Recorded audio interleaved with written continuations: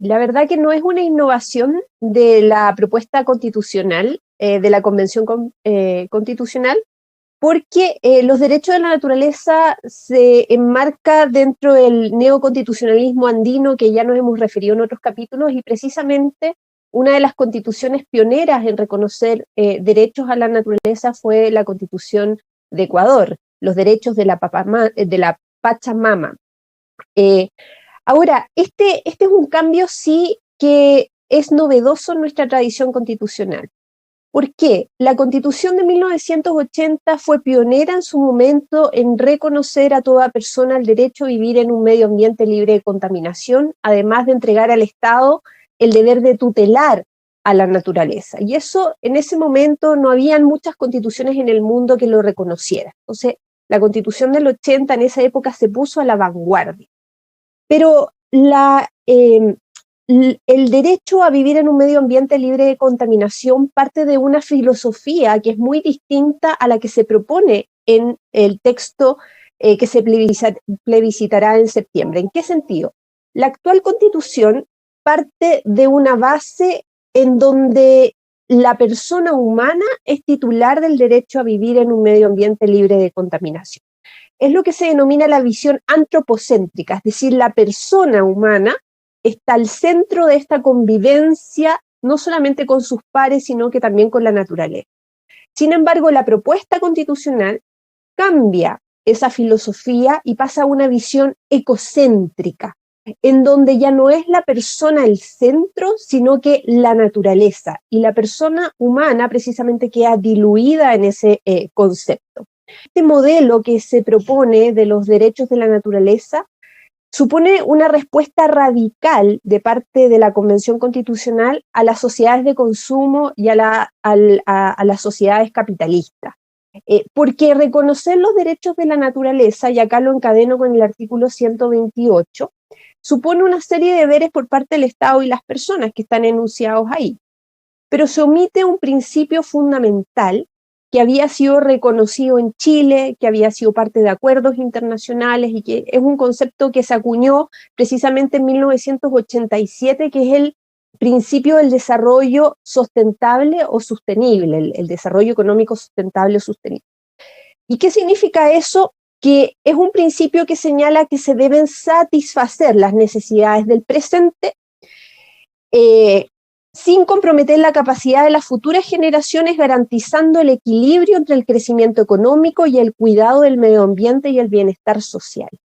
Ese principio está ausente, y esa ausencia, creo yo, no es, digamos, una omisión sin ninguna intención detrás, sino que precisamente se enfocan estos otros principios, que son principios que hoy día existen en la ley, que existen en tratados internacionales. El principio de progresividad, precautorio, preventivo, no son principios nuevos, pero se omite este otro principio que ha sido fundamental para lograr un equilibrio, porque toda acción humana finalmente tiene un impacto en la naturaleza. Y eso es lo que rescata este principio de desarrollo sostenible y sustentable que está ausente del texto constitucional.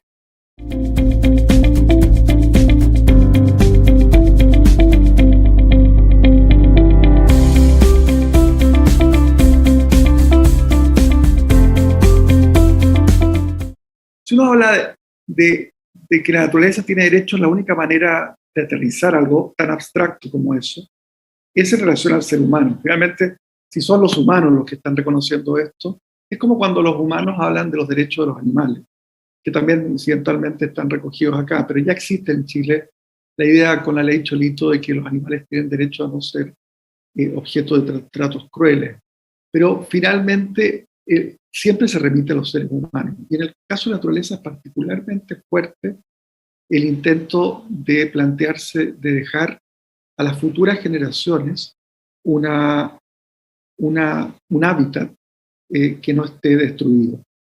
Y acá hay un problema porque finalmente quienes van a invocar esos derechos y van a propiamente ejercerlos, como decía Javier, son personas. Y acá se va a generar una pugna de intereses, de grupos que tienen intereses distintos. Tú muy bien lo has señalado, ¿no es cierto? Una parte van a ser grupos con intereses económicos, y no estoy hablando aquí solamente de empresarios, sino que de trabajadores, trabajadores del mundo agrícola, ganadero, trabajadores de la gran minería. Todos ellos tienen un interés acá que van a querer velar, pero que además van a haber otros grupos que van a velar por los derechos de la naturaleza. Y eso va a generar un conflicto. ¿Cuál es el problema? Uno dirá, bueno, los jueces van a resolver ese conflicto, pero todo lo que hemos venido conversando en cada uno de los capítulos de este programa puede darse cuenta de que no hay una teoría general acá de los derechos fundamentales, sino que hay microsistemas de derechos fundamentales de acuerdo a ciertos intereses que estuvieron presentes en la Convención Constitucional. Y esos sistemas a veces no conversan entre sí. Por ejemplo, el artículo 81, acá hubo un intento, ¿no es cierto?, por hacer conversar estos sistemas. El artículo 81 de la propuesta constitucional se refiere a los derechos de los consumidores o usuarios de servicio y que tienen derecho además a la protección de su salud y el medio ambiente. Pero ¿cómo convive una sociedad de consumo, una sociedad capitalista, con una concepción ecocéntrica del mundo, de la naturaleza? Porque acá se equipara la naturaleza al ser humano, son lo mismo. ¿Y esta qué consecuencia práctica tiene? La consecuencia práctica es que finalmente hay una visión, que es una visión totalizadora, que busca dar respuesta a un problema que yo concuerdo con Javier, ¿no es cierto? Aquí nadie, yo creo que el 100% de los chilenos quieren proteger la naturaleza, están conscientes de eso, y que esta sea una preocupación que haya estado en la Convención Constitucional es muy loable, o sea, nadie está en desacuerdo con eso. ¿En qué sentido es totalizadora? Es que propone una única solución. Yo mencionaba que existe otra que han adoptado otros países, como lo es el principio del desarrollo sostenible, pero acá ese principio está ausente, entonces se propone otra solución. Y ese alcance totalizador está dado porque se propone una solución, pero no se hace cargo de las consecuencias de esa solución. Yo no veo acá un modelo económico plasmado. Veo cuestiones que son novedosas, que algunas tienen raigambre. El mismo ejemplo, fíjense que estos importantes efectos interpretativos futuros. Si uno se queda, como planteaba Catalina, en el que esto está, solamente debe ser interpretado a la luz de la experiencia ecuatoriana o boliviana, eso tiene una implicancia para la interpretación. Pero las normas constitucionales se independizan de sus autores, por decirlo así. Y el hecho de que esta versión, que insisto, es la propuesta ya colada, pasada por el colador del plenario, creo que tiene mucho más que ver con ese origen, es mucho más compatible con la idea de economía sustentable. Pongo un ejemplo. Uno tiene que tener un efecto útil, el derecho a emprender, y tiene que ser compatibilizado con estos derechos de futuras generaciones. Yo lo interpreto así, el efecto que tiene, porque la naturaleza, como decía Bárbara, igual la pregunta que decía Bárbara, respecto de cómo, a nombre de la naturaleza, ¿quién puede accionar? Acá primero hay un mandato al Estado, eso está en el artículo 127, que debe adoptar todas las medidas administrativas ecológicamente responsables. Está el principio de que debe compensarse por el daño ecológico, eso está en el 128. Entonces, en general, yo diría que va a ocurrir que probablemente vamos a seguir teniendo mucha litigio por el lado de la contaminación, que también leías como algo que ya existe porque es la única norma ecológica, podríamos decir, la actual Constitución, el derecho a vivir un medio ambiente libre de contaminación, porque no está el derecho a una economía sustentable en la actual Constitución. Pero yo creo que el efecto neto de estas normas, tanto las que mantienen elementos de una economía de mercado, como un banco central autónomo, como derechos de propiedad robustos, como el derecho a emprender, hay que hacerlos dialogar con estos otros derechos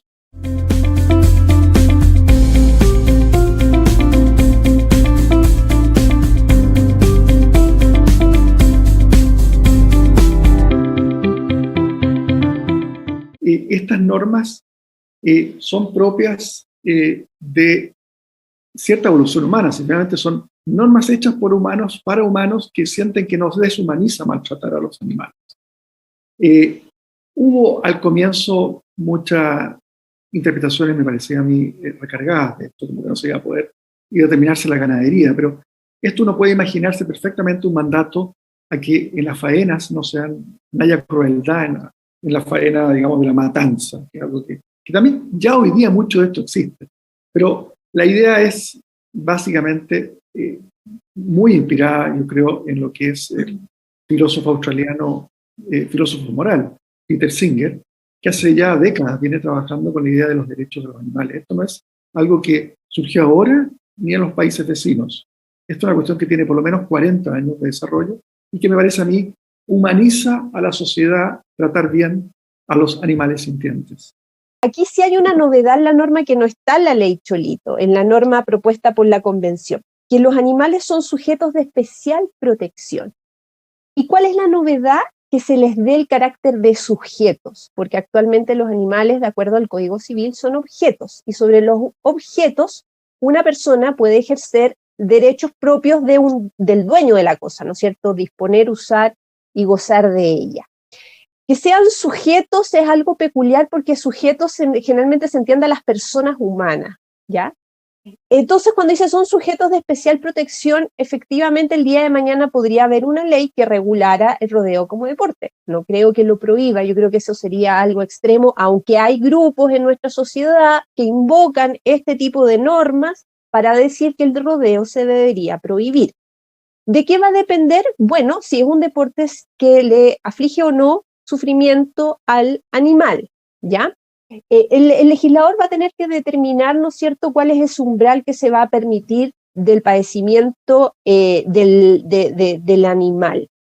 Y otra cuestión también que yo creo que esta norma se va a poder regular con mayor intensidad la tenencia de mascotas, de animales domésticos, y bueno, en el caso de los animales silvestres no es tanto el problema. Pero hoy día, por ejemplo, el dueño de una mascota puede decidir si castrarlo o no. No sé si el día de mañana se va a poder permitir eso, porque cuando el animal es sujeto de especial protección, uno entiende que tiene algún derecho, uno de ellos el derecho al maltrato, pero podrían reconocerse otros derechos, como el derecho a la reproducción animal, por ejemplo. Entonces yo creo que acá se van a establecer límites muy importantes, particularmente a la tenencia de mascotas y en el contexto de los animales domésticos, que yo creo que no van a poder las personas, digamos, tener una relación a veces muy en el concepto de propiedad con el animal.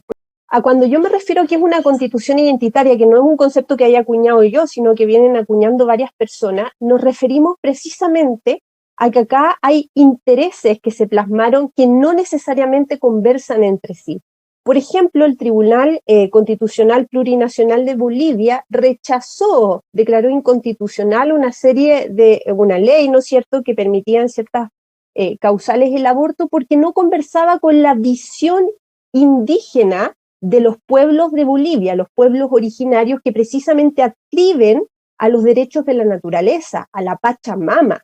Y acá vemos finalmente que es un texto que es realmente una pegatina, por así decirlo, de distintos intereses que tenían distintos grupos con representación en la convención, pero no necesariamente que esos intereses tienen una relación, una filosofía que los una detrás. Cuando uno lee la constitución vigente u otras constituciones del mundo, se da cuenta que hay una única filosofía, una coherencia, una estructura, una columna vertebral que cualquier persona que se le aplique esa constitución puede anteponerse a la decisión del legislador, del juez o la administración, porque hay una respuesta que puede irse actualizando en un momento histórico determinado conforme a una interpretación evolutiva del texto, pero es siempre una respuesta que tiene los mismos fundamentos.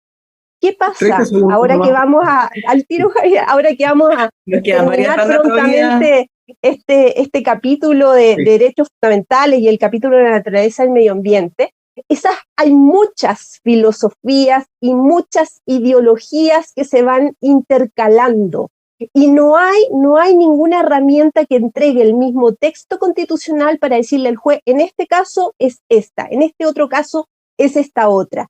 Y ese es un problema para las personas, para los justiciables. No puedo estar más en desacuerdo con lo que acaba de decir Catalina por lo siguiente. Las constituciones democráticas tienen esta conjunción, este mosaico de filosofía.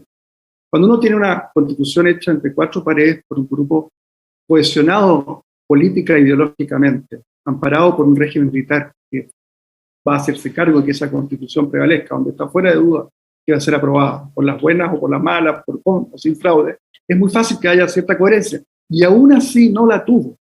Pensemos en la función social de la propiedad, Catalina, con artículos el artículo 19, número 24, el mismo artículo tenía este repositorio que venía del constitucionalismo social latinoamericano, creado por la Constitución Mexicana en 1917 y reconocido por la Constitución del 25, que no dialoga bien con el Estado subsidiario, que más allá de que la palabra no exista, consideras que es, de acuerdo a la doctrina en Chile, algo que está detrás de buena parte del orden público, económico, constitucional chileno. Entonces, a mí no me llama tanto la atención que una constitución democrática, necesariamente, lo he dicho varias veces aquí, no existen constituciones socialistas que consagren el derecho al libre emprendimiento. Eso no lo van a encontrar ninguna persona que nos escucha en la cuestión de Venezuela, Ecuador o Bolivia. Y además me parece muy mala la idea de que uno deba inspirarse, incluso para criticarla, en una corte constitucional como la boliviana, que es nombrada por el partido del presidente. Porque como la nombra el pueblo, en la práctica, lo que hace el partido Movimiento del Socialismo es presentar una lista como controla la asamblea y la gente dice que sí a todos los jueces que nombra.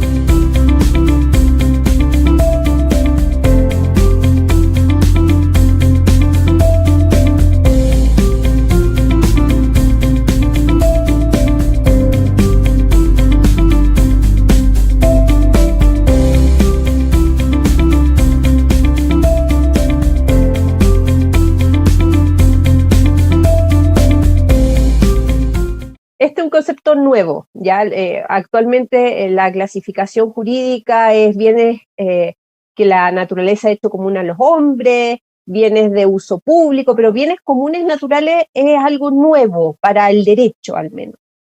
¿Qué significa esto, los bienes comunes naturales, de acuerdo a las doctrinas que lo sustentan? Que se da una especie de primacía por el comunitarismo respecto de los bienes naturales, y acá se le entrega un rol especial al Estado. Las cosas que aquí se mencionan como inapropiables, la verdad que hoy día, bueno, al menos el agua, yo sé que hoy día el agua es inapropiable, el agua, nadie es dueño del agua. De lo que uno es dueño es de un derecho de aprovechamiento de agua.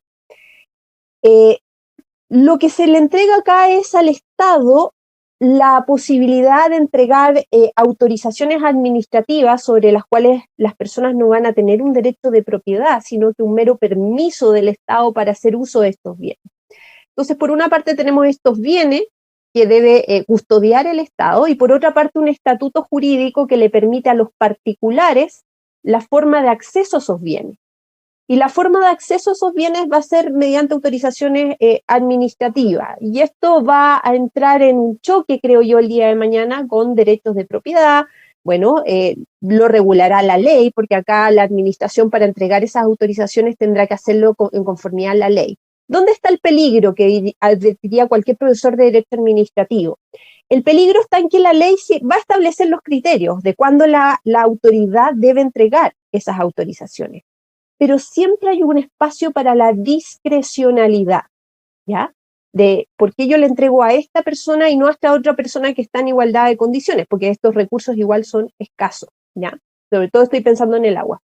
Y ahí uno dirá, bueno, si la decisión es arbitraria, cuando la administración ejerce esa discrecionalidad, podrá acudir a los tribunales de justicia.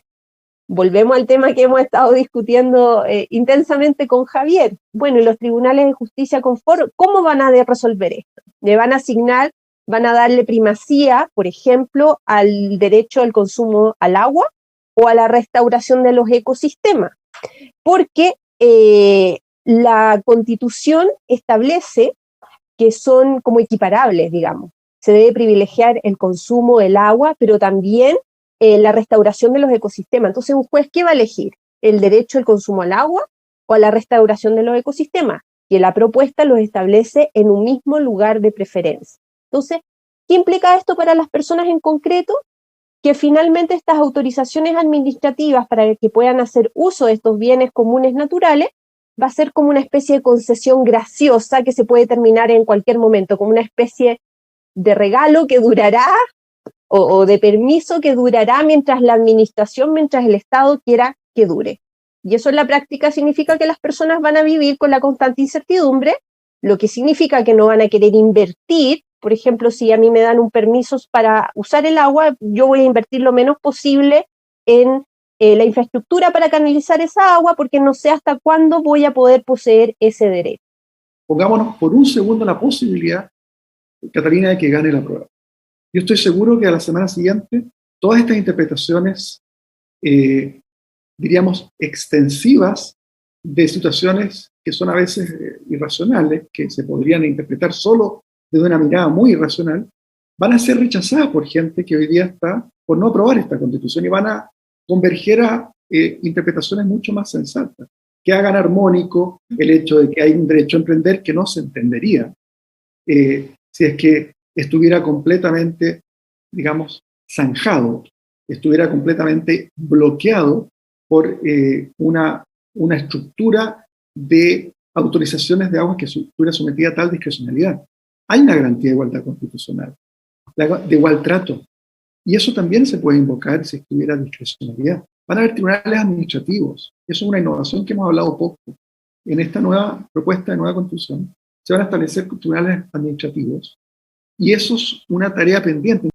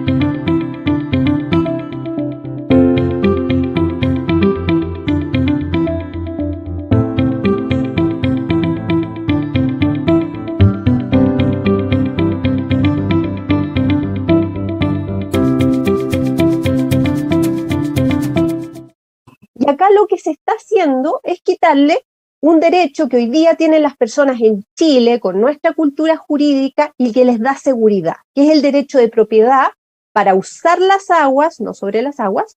Y respecto de la minería, y acá lo conecto con las normas que acabamos de leer, hoy día una persona que se dedica a la minería tiene un derecho de propiedad sobre una concesión que no se la entrega a la administración del Estado, se la entrega un juez, un tribunal de justicia, que le dice, mire, estas minas que son del Estado, ahí no innova la propuesta, porque la Constitución del 80 también dice que el Estado tiene el dominio absoluto sobre las minas, son del Estado, pero el Estado entrega una concesión a los particulares para que puedan explorar, buscar minas y explotar esas minas. Y le entrega una serie de derechos, porque la minería requiere de grandes inversiones, Nadie va a hacer esa gran inversión si es que no hay una seguridad. Y en Chile, en nuestro país, esa seguridad por una tradición histórica importante, hay que recordar lo que ocurrió antes del 80 para entender por qué la Constitución del 80 establece un estatuto de la propiedad tan robusto, porque antes no se respetaba la propiedad, llegaba el Estado y le quitaba las cosas a las personas. Reforma agraria, ¿cuántos casos dramáticos hay de campesinos que se quedaron sin tierras producto de la reforma agraria? Entonces esta no es una cuestión, una entelequia que a uno se le ocurra, sino que es una lectura que uno hace de años de historia constitucional. Por eso hay un robusto estatuto de la propiedad. ¿Y por qué la propuesta de nueva constitución se elimina?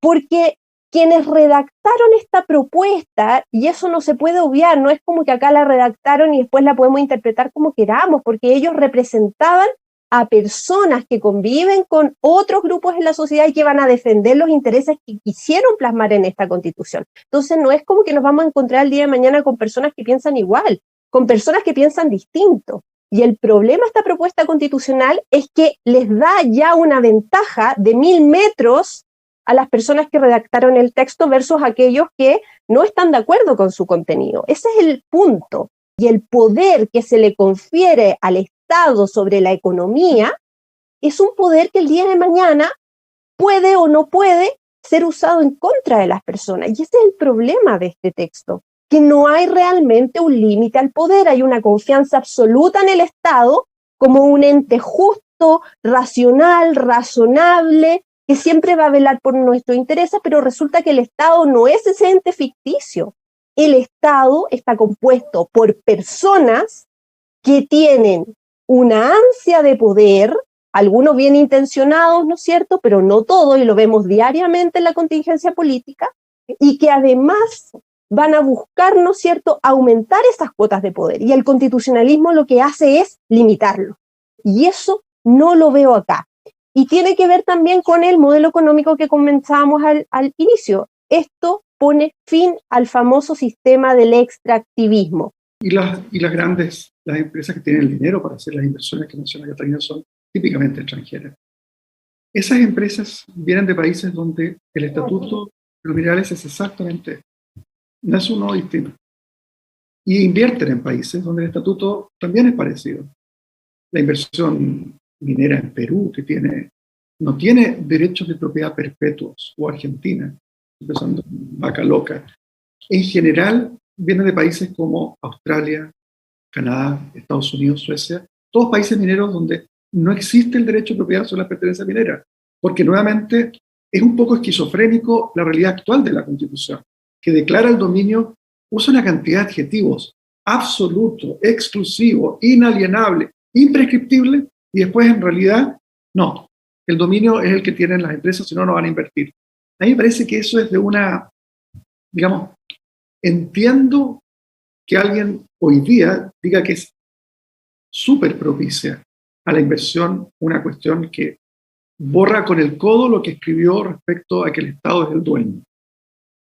Entiendo, pero los grandes inversionistas estaban típicamente más preocupados de que exista un Estado de Derecho, que en Chile, a menos que uno creyera que no va a haber Estado de Derecho aquí, va a seguir existiendo. Incluso el artículo que mencionaba, que alguien te mencionaba sobre la regulación.